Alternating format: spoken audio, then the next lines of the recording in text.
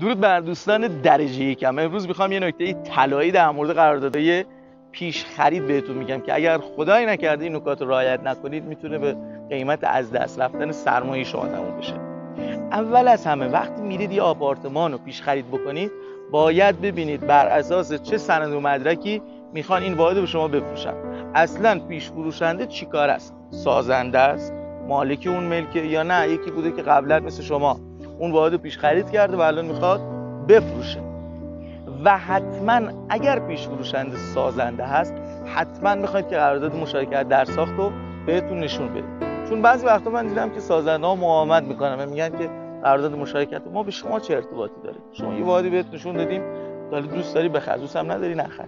دوست من آقای سازنده، این قرارداد پیش خرید آپارتمان بر اساس اون قرارداد مشارکت در ساخت قرار نوشته بشه و اگر اصلا اون قرارداد مشارکت در ساخت نباشه شما چیکاری؟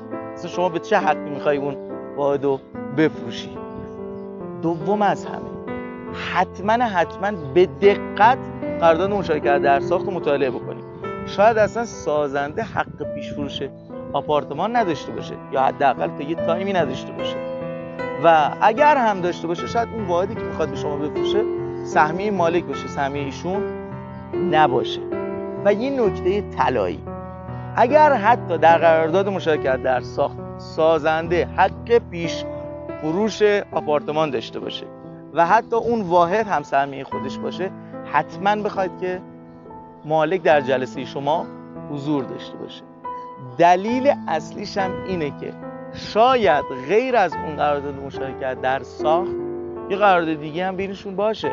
شاید بعد از اینکه این قرارداد مشارکت در ساخت نوشتن چند وقت بعدش اومدن یه قرارداد خرید و فروشی پیش خریدی بین خودشون نوشته باشن. و یه موضوع دیگه، شاید اصلا بعد از اون قرارداد مشارکت در ساخت اولیه یه متمم نوشته باشن. شاید اصلا اون سازنده اومده یه متمم نوشته با مالک و یه سازنده دیگر رو معرفی کرده به جای خودش و دیگه اصلا اون سازنده کاری نباشه داخل این پروژه. پس حتما به این نکته دقت بکنید.